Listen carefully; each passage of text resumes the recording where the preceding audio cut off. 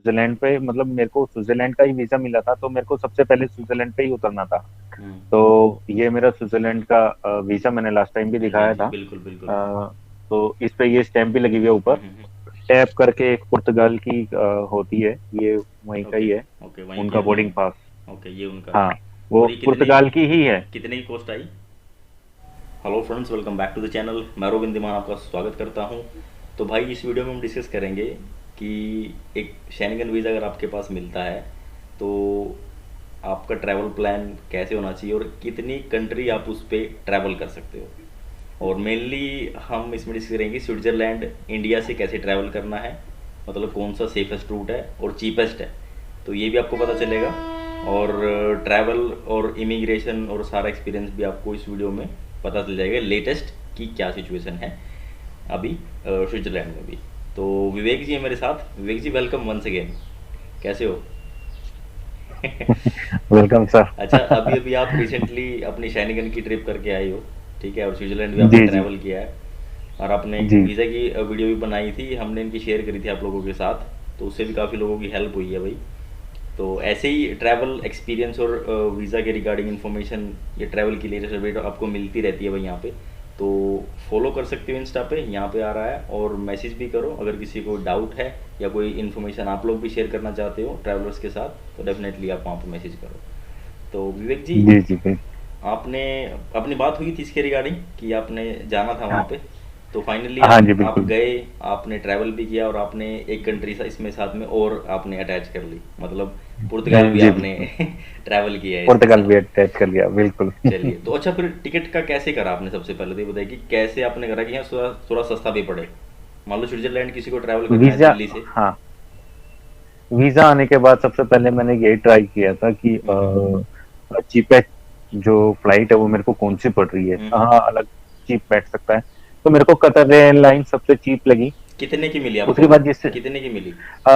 42,000 के अंदर मेरे को जाना जाना मिला, दिल्ली से कतर एयरलाइंस कतर, का। कतर कतर से सीधा हाँ, स्विट्जरलैंड। स्विट्जरलैंड, राइट, बिल्कुल, दोहा होते हुए जो स्टे था मेरा। ओके। और स्टे मेरा 7 घंटे का था, तो मेरे को पता भी नहीं चला 7 घंटे कब कोई कंप्लीट हो इशू गए। नहीं आया होगा दिल्ली पे आपको, क्योंकि आपके पास वैलिड वीज़ा था। हाँ, दिल्ली में कोई इशू नहीं आया। जाते ही मैंने इंडिगो से फ्लाइट थी मेरी, जाते हुई कतर एयरलाइन की ऑफिशियल वेबसाइट से मैंने बुकिंग करी थी, बट उन्होंने क्या करा, दोहा से स्विट्जरलैंड जाने की जो फ्लाइट थी वो तो उन्होंने मेरे को कतर की दी, उसकी, कतर एयरलाइंस। बट जो दिल्ली से जो कतर तक मेरे को जाना था वो उन्होंने मेरे को इंडिगो वाली दी।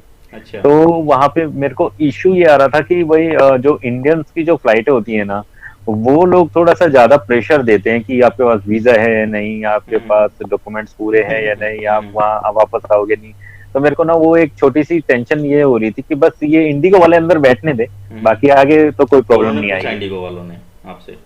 इंडिगो वालों ने पूछा, उन्होंने बस, वहां गया मैं, उन्होंने मेरे से पूछा कि भाई वीजा दिखाओ, मैंने उनको अपना वीजा दिखाया, उन्होंने बोर्डिंग पास निकालने के लिए मेरे से 2-3 डॉक्यूमेंट्स मांगे, मेरे से आरटीपीसीआर की रिपोर्ट भी मांगी उन्होंने, जबकि मैंने बोला मेरे पास रिपोर्ट वैक्सीनेशन है है। जो मैंने वैक्सीनेशन लगवा हाँ रखे हैं। हाँ।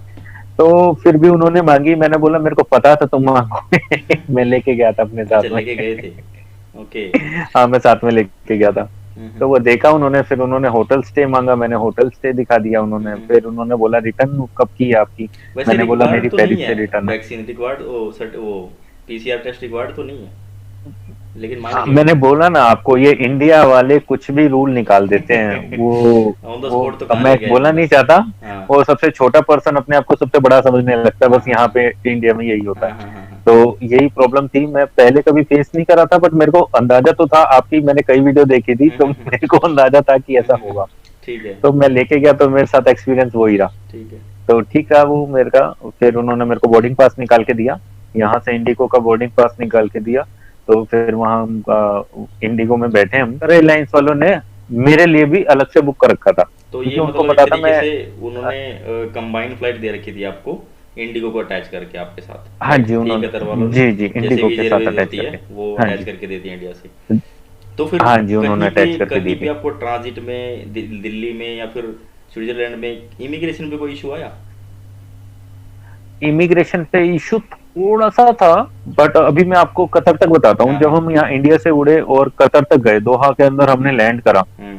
तो जिनकी एयरलाइन कतर एयरलाइन से आए हुए थे उनको तो डायरेक्ट भेज रहे थे, डायरेक्ट भेज रहे थे, ठीक है। बट जो किसी और फ्लाइट से आए हुए थे, चाहे कोई भी फ्लाइट हो, बुकिंग कहीं से भी हो, कोई प्रॉब्लम नहीं थी, उनको लाइन में लगना पड़ रहा था। अगर आप कतर एयरलाइन से आए हो तो आप डायरेक्ट जा सकते हो, बट अगर आप किसी और एयरलाइन से आए हो और आपको मेरे हिसाब से वाया जाना है, आपको जो दिल्ली से बोर्डिंग पास स्विट्जरलैंड का नहीं मिला क्योंकि इंडिगो थी वो, राइट? नहीं उन्होंने दिया, दो बोर्डिंग पास दिए थे मेरे को, एक इंडिगो की तरफ का था, इंडिगो से दोहा तक का, और एक वहीं से ही दोहा से स्विट्जरलैंड का भी उन्होंने इंडिगो अच्छा, वाले प्रिंट पे दिया था तो मेरे को। दिल्ली में ही दे दिया उन्होंने, मतलब? दिल्ली में ही दोनों दोनों बोर्डिंग पास दे दिए थे। ओके, ठीक है। बट प्रॉब्लम सिर्फ ये थी कि मैं कतर एयरलाइन से नहीं आया था दोहा के अंदर, और मेरे को दूसरी कतर एयरलाइंस पकड़नी थी क्योंकि कनेक्टिंग थी, बट उसके लिए हमको लाइन में लगना पड़ा। उसके लिए दोबारा वेरिफिकेशन हुई हमारी, दोबारा सारी चीजें चेकिंग करी गई वहां पे कि ये लीगल तरीके से आए नहीं आए, सारे डॉक्यूमेंट्स दोबारा चेक करे गए, उसके बाद हम लोगों को भेजा गया, चाहे वो किसी भी एयरलाइन से आए थे। तो आपका टर्मिनल चेंज वो था थोड़ा सा इश्यू था। टर्मिनल चेंज था वहाँ पे? नहीं, टर्मिनल वही था, उसी टर्मिनल से ही था, उसी टर्मिनल से था। सेम टर्मिनल से था। जैसे कतर भी वीजा फ्री है, तो अगर एग्जिट भी करना चाहे तो बंदा कर सकता है। मेरे पास 7 घंटे का था, जिसमें से 3 घंटे तो हमको लाइन में ही लगना पड़ा। उसके बाद बचे 4 घंटे। हाँ, उसके बाद 4 घंटे में बाद में सिक्योरिटी चेक हुआ, उसके बाद फिर निकल जाता है। तो फिर आगे, हाँ, तो वो मतलब जो 7 घंटे थे, हाँ, जो हम फिर यहाँ से कतर से बैठे दोहा से, उसके बाद स्विट्जरलैंड पहुंचे। स्विट्जरलैंड पहुंचने के बाद हम वहाँ पे उतरे। उतरने के बाद वहाँ पे हमारे लिए ज्यूरिक एयरपोर्ट पे था। ज्यूरिक एयरपोर्ट पे हमको उतार के उन्होंने एक ऐसी जगह पे खड़ा कर दिया जहाँ पे एयरपोर्ट के अंदर ही मेट्रो चलती है। तो उस मेट्रो के अंदर हम लोगों को बिठा दिया। उन्होंने बोला कि अगर आप इस मेट्रो आओगे तो आपको आगे इमिग्रेशन का ऑफिस मिलेगा, और वहीं पे ही आपको इमिग्रेशन क्रॉस करने के बाद आपको वहाँ पे आपका लगेज मिलेगा। तो मेट्रो के अंदर ही हमको ये मान के चलो 5 से 7 मिनट हो गए थे। फिर उन्होंने हमको ऐसे एरिया पे उतारा जहाँ पे हमारा इमिग्रेशन था। इमिग्रेशन बहुत लंबी लाइन थी, काफी था, जल्दी जल्दी भी हो रहा था। और मैंने ये देखा, जो अगर 4 जन एक साथ गए हैं तो उन चारों जनों को एक साथ बुलाया गया था इमिग्रेशन पे, चारों के एक साथ ही पासपोर्ट लिए गए थे, और चारों को ही डॉक्यूमेंट्स जो थे वो एक साथ चेक करे गए थे। जो हाँ, जो अगर 2 जने गए थे तो 2 एक साथ, और जो सिंगल सोलो गया था तो सोलो एक साथ। तो मेरी लाइन आते आते मेरे को आधा घंटा लग गया था। तो उसके बाद उन्होंने मेरा पासपोर्ट लिया। तो पासपोर्ट लेने के बाद मेरे ऊपर 2 जने खड़े थे, क्योंकि एक ट्रेनर था जो हमारा इमिग्रेशन चेक कर रहा था, और उसके पीछे एक सीनियर खड़ा था जो दोनों चीजें कवर कर रहे थे। तो वहां पे जाने के बाद उन्होंने मेरा पासपोर्ट देखा, उन्होंने मेरे पहले के वीजा देखे, फिर उसके बाद उन्होंने मेरा स्विट्जरलैंड का वीजा देखा। और इस बार उन्होंने खुर्चा नहीं, क्योंकि टर्की में खुर्च रहे थे, तो उन्होंने देखा। फिर उन्होंने पूछा कि आप यहाँ पे क्या करने आए हो? मैंने बोला मैं घूमने आया हूँ टूरिस्ट पर्पज से। बोले ठीक है। तो बोले टूरिस्ट पर्पज से आने के बाद आपने कहीं होटल बुकिंग करी होगी तो बताओ। मैंने बोला हाँ, होटल बुकिंग कर रखी है। तो मैं यहाँ कंट्री में भी जाओगे? मैं बोला हाँ, मैं पेरिस जाऊंगा, पेरिस से मेरी वापसी की फ्लाइट है। तो उन्होंने बोला पेरिस की कोई बुकिंग है? मैंने बोला नहीं, पेरिस की कोई बुकिंग नहीं है, सिर्फ स्विट्जरलैंड की बुकिंग है। तो बोले ठीक है। फिर बोले पेरिस से आप जो रिटर्न जाओगे, रिटर्न फ्लाइट टिकट दिखा दो। तो मैंने वो रिटर्न फ्लाइट टिकट दिखाई। बस वो रिटर्न फ्लाइट टिकट देखने के बाद उन दोनों ने आपस में बात करी। एक जेंट्स था जो ट्रेनर था, और जो सीनियर थी वो लेडीज थी। उन्होंने बात करी, हंसे आपस में, और मेरे को स्टैंप लगाया इमिग्रेशन क्लियरिंग का, और मेरे को दे दिया। और उन्होंने मेरे को बेस्ट विशेस दी। क्वेश्चन थोड़े करे उन्होंने आपसे, क्वेश्चन थोड़े से करे उन्होंने? हाँ, मैंने पहली बार कहीं पे ये देखा कि मेरे से क्वेश्चन करेगा, क्योंकि अभी तक मैं जितनी भी बार कहीं पे भी गया हूँ तो कोई क्वेश्चन आंसर नहीं हुए थे। बट ये स्विट्जरलैंड था, शेनिगन वीजा था, तो शायद इस वजह से मेरे पे क्वेश्चन। अच्छा, तो पब्लिक ट्रांसपोर्ट यूज किया आगे तक? हाँ, मैंने पब्लिक ट्रांसपोर्ट यूज करा। मैंने वहां पे जाके मेट्रो जो ट्रेन थी उनकी ट्रेन यूज करी। तो मेरे होटल तक पहुंचने, हाँ, एयरपोर्ट से निकले हम, रोड क्रॉस करके नीचे आपको ट्रेन थी, ऊपर मेट्रो थी, और बिल्कुल बीच में बस थी, बस स्टेशन। तो ऐसे ही था, मेरे को अच्छा लगा ये चीज। तो वहां से मैंने उनसे टिकट ली। मेरे को पता नहीं था टिकट कैसे लेते। तो वहां पे टिकट काउंटर के पास ही 2 जने खड़े थे, एक लेडीज और एक जेंट्स, जो लोगों को टिकट दे रहे थे कि अगर आपको टिकट के लिए हेल्प चाहिए तो आप कितना कॉस्ट आया आपका वहां? तो कितने, कौन से स्टेशन पे गए आप? मेरे 8 यूरो लगे थे, और मेरे को एक ही ट्रेन पकड़नी थी, और वो सीधा मेरे होटल वाले एरिया में छोड़ रही थी। छोड़ रही थी। और वहां से मेरे को सीधा अपने होटल जाना था, तो वो सब कुछ मेरे को यूट्यूब पे मिल गया था कि वो होटल तक का रास्ता कैसे है। कैसे? मैंने किसी फॉरनर की वीडियो देखी थी ओके ओके, वहाँ मिल जिसने गया। स्टेशन से लेके होटल तक की लाइव वीडियो बनाई हुई ओके थी, तो ओके मैं वो देख के गया था। ओके ओके, ठीक है। अच्छा, देखो थोड़ा सा कन्फ्यूज़न लोगों में ये है कि भाई शेनिगन वीज़ा हमारे पास है, स्विट्ज़रलैंड का वीज़ा है हमारे पास, तो उस पे हम क्या यूरोप की अदर कंट्रीज़ में ट्रैवल कर सकते हैं? हालाँकि आपने किया है, तो आप ही बताओ। हाँ, मैं ये बताना चाहता हूँ कि मैं स्विट्जरलैंड गया। स्विट्जरलैंड पे मतलब मेरे को स्विट्जरलैंड का ही वीजा मिला था, तो मेरे को सबसे पहले स्विट्जरलैंड पे ही उतरना था। हुँ। तो ये मेरा स्विट्जरलैंड का वीजा मैंने लास्ट टाइम भी हाँ जी, हाँ दिखाया जी, था। बिल्कुल, बिल्कुल। तो इस पे ये स्टैंप भी लगी हुई है ऊपर, आप देख सकते हो। तो ये ज्यूरिक पे उतरना ही उतरना था। स्विट्जरलैंड पे तो हुँ, सबसे पहला पॉइंट आपको उतरना हुँ, ही पड़ेगा, क्योंकि स्विट्जरलैंड का हुँ, हुँ, वीजा आपको, हुँ, ठीक है। उसके बाद फिर आप वहां से निकल के मैं होटल गया था। होटल पे निकलने के बाद जाते ही मैंने वहां पे पुर्तगाल की अपनी टिकट बना ली थी अपने लैपटॉप कौन सी पे। एयरलाइन से करी? तो जैसे ही कौन सी एयरलाइन थी? मैंने टैप टैप करके एक पुर्तगाल की होती है, ये वहीं का ओके, ही है, ओके, वहीं की उनका एयरलाइन बोर्डिंग है। पास। ओके, ये उनका है। हाँ, वो और ये पुर्तगाल की ही है। कितने की कॉस्ट आई? ये मेरे को 28,000 रुपए की कॉस्ट आई स्विट्जरलैंड से पुर्तगाल जाने की। 28,000 रुपये की, क्योंकि आपने ऑन द स्पॉट खरीदी हाँ थी। जी। तो एंट्री आपको हाँ, मैंने इजीली मिल गई वहाँ हाथों पे? हाथ बनाई इमिग्रेशन में थी। कोई इशू आया पुर्तगाल में?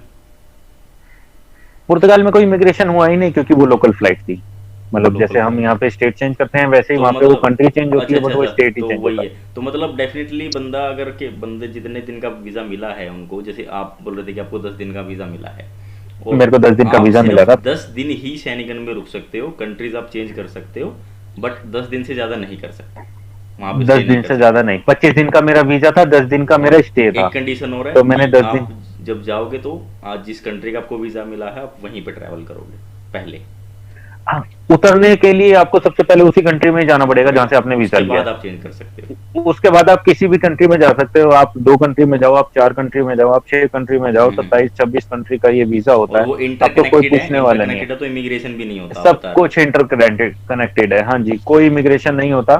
तो मैं जैसे मैंने 3 दिन में अपना वहां पे रुका ज्यूरिख के अंदर। पहले 2 दिन बारिश हो रही थी बहुत ज्यादा। तीसरे दिन मैंने ज्यूरिख घूमा। हम्म और मेरे हॉस्टल में ही मेरे को 2 इंडियंस मिल गए थे। हम्म। एक इंडियंस यूके से आया हुआ था, ओके। वो बोला था मैं घूमने आया हूँ। और एक मेरे यहीं दिल्ली गाजियाबाद से ही एक आया हुआ था, वो वहाँ पे कंपटीशन के लिए था, तो वो घूमने के लिए जा रहे थे हम। तो हम बोले कि चलो जब जाना ही घूमना है तो साथ में घूमते हैं। बोला ठीक है। तो जो यूके वाला पर्सन था उसको थोड़ी सी ज्यादा नॉलेज थी, तो हम्म। उनकी वजह से मैंने वहां पे सिम भी नहीं खरीदी। ओके तो ओके। सिम खरीदने का भी कोई तुक नहीं बैठ रहा था। तो आप तो मुझे, फिर हम साथ में घूमे। हाँ आप मुझे ये बताइए कि जब आप चलो पुर्तगाल में आपने कितने दिन का स्टे किया पुर्तगाल में? पुर्तगाल में मैंने 6 दिन का स्टे छः करा। दिन का। 6 दिन के बाद जब आपकी वापसी की फ्लाइट थी दिल्ली की, तो वो कौन सी थी? वापसी की फ्लाइट मैंने एमिरेट्स की करवाई थी पुर्तगाल में बैठ के। हम्म और जो मैंने पेरिस से अपनी यहाँ से करा के लेके गया था वो मैंने कैंसिल कराई थी। हम्म उसके मेरे 9,000 रुपए कुछ कटे, हम्म जो इजी माई ट्रिप से मैंने कराई थी। हम्म। और 9,000 रुपए कट के बाकी सारे वापस आ गए थे। ओके, तो ठीक है। पेरिस वाली मैंने इसलिए कैंसिल करा दी कि मैंने 25,000 रुपए वहां से, और 25, 26, 28 हजार रुपए जो फ्लाइट के टिकट के दिए थे, अब वापस वहां से फिर मैं पेरिस आता वही 25, 26, 28 बिल्कुल रुपए फिर बिल्कुल देने पड़ते। बिल्कुल। उसके बाद मेरी वो फ्लाइट जो थी वो फिर पेरिस से आती, पेरिस में रुक भी जाता। हम्म। बट फिर मैंने सोचा कि अब बाद में फिर कभी आ जाएंगे। चलिए, ठीक है। विवेक जी काफ़ी टाइम निकाल के अपना एक्सपीरियंस शेयर किया, और मेरे हिसाब से भाई जितने भी डाउट हैं हमने सारे क्लियर कर दिए हैं इस वीडियो में। हमने टिकट प्राइसिंग का, इमिग्रेशन का और सबका, एयरलाइन का, और लेटेस्ट इन्फॉर्मेशन आपको मिल गई है कि कैसे वहाँ पहुँचना है। तो भाई होपफुली ये वीडियो आपको अच्छी लगी होगी, तो इसको इन्फॉर्मेटिव है, ट्रैवलर्स के साथ शेयर जरूर करना ताकि और भी लोगों की हेल्प हो। हाँ जी, नियो ग्लोबल कार्ड है ये काफ़ी अच्छा कार्ड है। ये कार्ड कंपलसरी है। अगर कोई बाहर घूमने जा रहा है तो प्लीज ये कार्ड लेके जाए। ये हर मशीन में चलता है। टिकट डायरेक्ट नहीं ही मैंने कंपलसरी इससे ही तो ली नहीं है, थी। बट मेरे को ये बेनिफिशियल बहुत है। बेनिफिशियल है। मतलब मेरा कहने का मतलब यही है कि अगर कोई जा रहा है तो बहुत सही है तो ये, इसको लेके जरूर जाए। क्योंकि इसमें आपके ये चार्जेस आप नहीं लगते, चार्जेस नहीं लगते हैं, और ये हर मशीन में चलता भी है। हर मशीन हर में टिकट चलता है। इससे आप ले सकते हैं। ले भी बिल्कुल। सकते हो। और इसका क्या कह रहा था मैं पूछने के बाद आपसे, इसमें हमें ये बैलेंस डालना पड़ता है इस कार्ड में, ये है राइट? हाँ, इस कार्ड में जैसे हम अपने नॉर्मल बैंकों में पैसे डालते हैं, ट्रांसफर जैसे करते हैं, वॉलेट वैसे ही वगैरह में इसमें डाल के पैसे रखते हैं, ट्रांसफर करने पड़ते हैं। हाँ जी। और तो उसके बाद एटीएम इसमें ऐसा एटीएम का नहीं कोई है, चार्जेस ही नहीं लगता। एटीएम का कोई चार्ज नहीं है इसमें। ओके। मेरे पास एक और फॉरेक्स कार्ड है जो हम्म। उसका एचडीएफसी का है। हम्म। तो वो पैसे डालने से पहले पूछता है कि हम यूरो खरीदें, यूएसडी खरीदे, पाउंड खरीदे, क्या खरीदे। बट ये वाला कार्ड ऐसा है, ये पैसे नहीं पूछता कि आपको क्या खरीदना है। हम्म। ये पूछता है कि भाई आप पैसे डाल दो, आप जोन सी कंट्री में जाओगे उसी के में ही कन्वर्ट हो जाएगा, ये आपको टेंशन लेने की जरूरत नहीं। ये बहुत अच्छा। चलिए, ये कार्ड थैंक मेरे को बहुत बेनिफिशियल है। Thank you so much. बाकी फिर भाई आपसे मिलेंगे नेक्स्ट वीडियो में। Till then take care, bye bye.